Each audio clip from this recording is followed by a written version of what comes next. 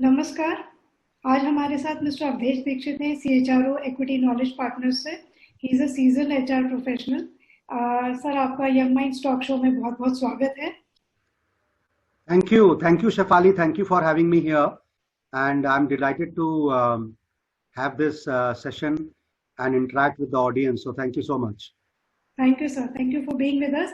And sir, coming in this COVID times, there are a lot of uncertainty, fear factors going on. So I would like to ask you a very simple question. How do you see the impact of workplaces and jobs in the coming times? Right.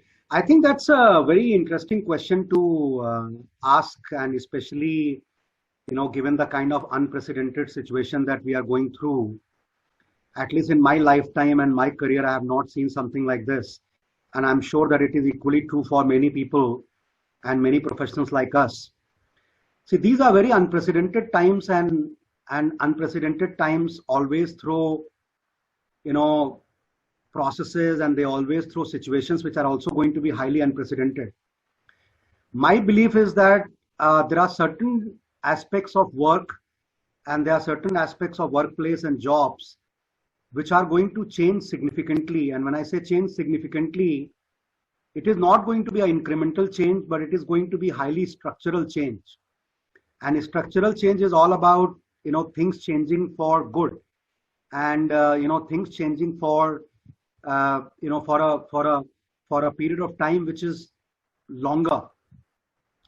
And if I look at if I talk about what's going to happen to workplaces, I think one thing is very, very clear, that this whole combination of working from home and working from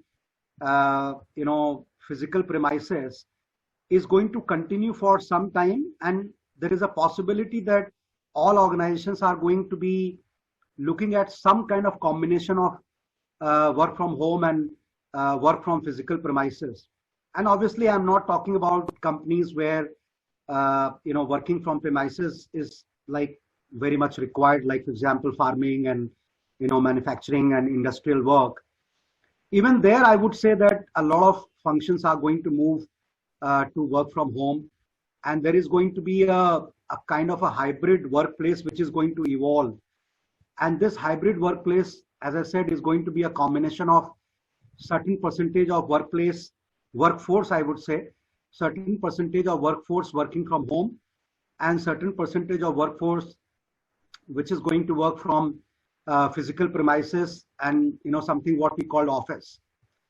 And if you think about it, this kind of workplace, which is a very hybrid model, is bound to have some kind of impact on the way various functions are organized, whether it is IT, whether it is HR, whether it is payroll, or whether it is the way we manage our workforce in terms of hiring and making them join, and the kind of employee experience that we create. I can't imagine that there is going to be any organization, whether you are a manufacturing organization or you are a services organization, that you are not going to move towards this hybrid model in some form or shape. Now, there are chances that some organizations are going to be more hybrid, more skewed towards remote working, depending on their ability to use technology.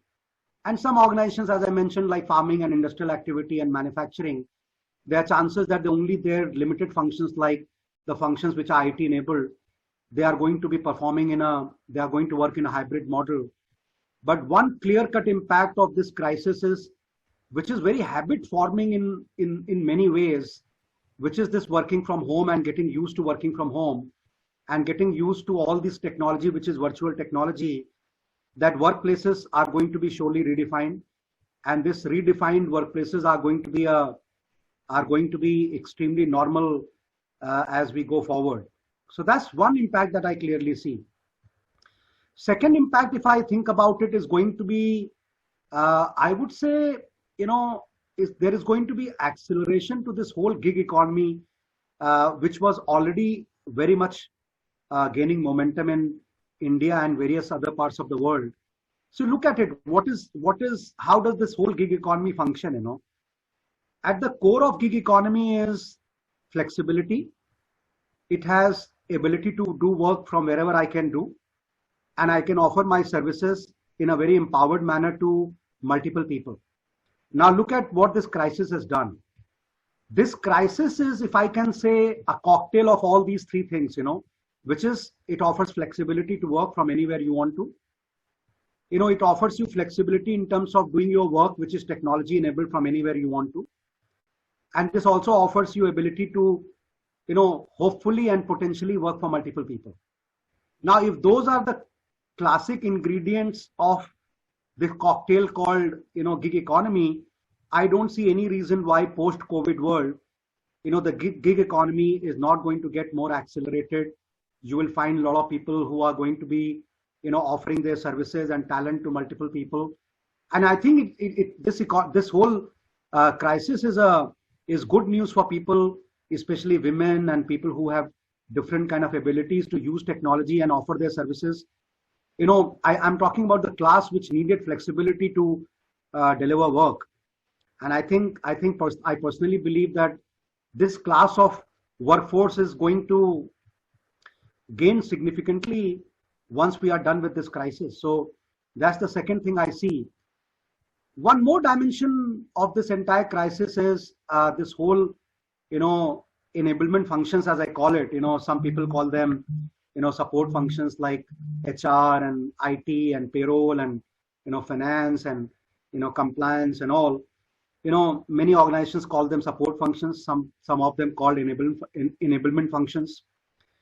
Now, this whole remote enablement has been tested very rigorously in the times of COVID. And if it has been tested in the times of COVID, I don't see any reason why some of it is not going to remain there post-COVID. And it has structural implication for some of these functions. And I think organizations are going to ask a very hard question, that if some of these functions could function efficiently and with high level of productivity during the time of COVID, is there a case for some of this remote enablement, which is remote HR, remote IT, remote information security management, remote IT and remote payroll? Some of it was, already happening remote, but my view is that, some of this remote enablement is going to get accelerated because of the crisis that we have. And there is surely some implication for these functions in time to come. They should probably be bracing themselves to, enable the organization remotely even more often, as compared to what they were doing in the past. My final comment would be on the jobs and the way I see it. First of all, I want to assure your audience that every crisis which is structural in nature also brings about changes in the job market and the way the jobs get defined, And I don't see any reason why this crisis is not going to lead to some kind of redefinition of jobs and reclassification of jobs. The good news is that every crisis, if you go back in the past, if it ended certain kind of jobs, it created many kind of new jobs. So there is no need to worry. In the short term, there are chances that certain industries are going to be hit, and there are certain industries are going to struggle with the kind of job creation that we expect them to do. But the good news that I see, every crisis, whether it is 1990, 2008, 2009, when the financial crisis happened, or any other crisis that you pick up in the world, when the whole automation and computerization cycle was going on, people used to fear that, whether job losses are going to happen or no. And if you go back in history, you will realize that more than job losses, it was more of reclassification of jobs and discovery of new jobs which happened. Obviously, it means that, people have to remain ahead of the curve, and people have to look at what kind of jobs are going to be relevant and what kind of new jobs are going to be there. So it is no brainer. It is no brainer that any job which is technology enabled, any job which can be performed from remote location or remotely, some of these jobs which require IT enablement are going to gain momentum. And I think people have to realize that, this whole world of digital, digitalization, automation, artificial intelligence, and there is going to be a greater need for people to reduce, workforce even in manufacturing, because if some of this corona and is going to induce social distancing, there is going to be a larger need and desire to have less population density as far as the workplace is concerned.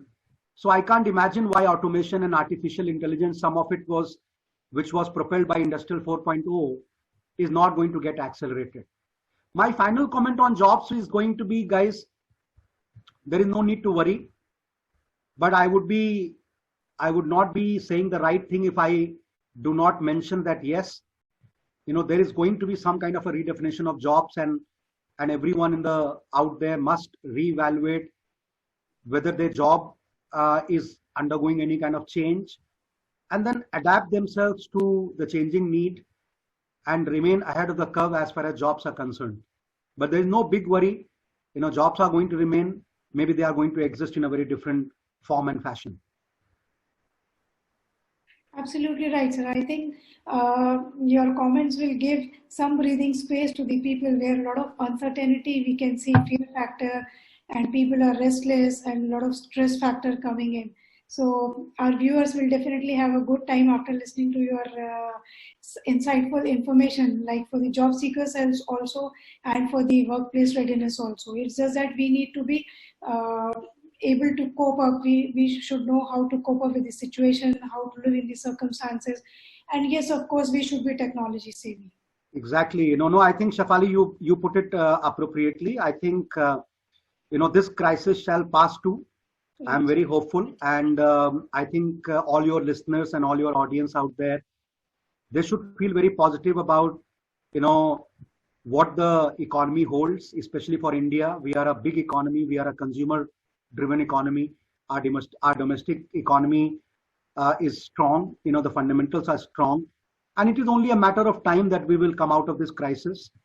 As I said, people have to be watchful that they keep on learning, they keep on reskilling themselves and remain ahead of the curve. And I would say that this shall pass too. And hopefully we will come out of this crisis with flying colors as a country and as a nation. We just need to see positivity, sir. Everything definitely has some positive aspects. If we keep cribbing, then the negative things will come in front of us. Absolutely. So we always need to be positive and see the positive aspects.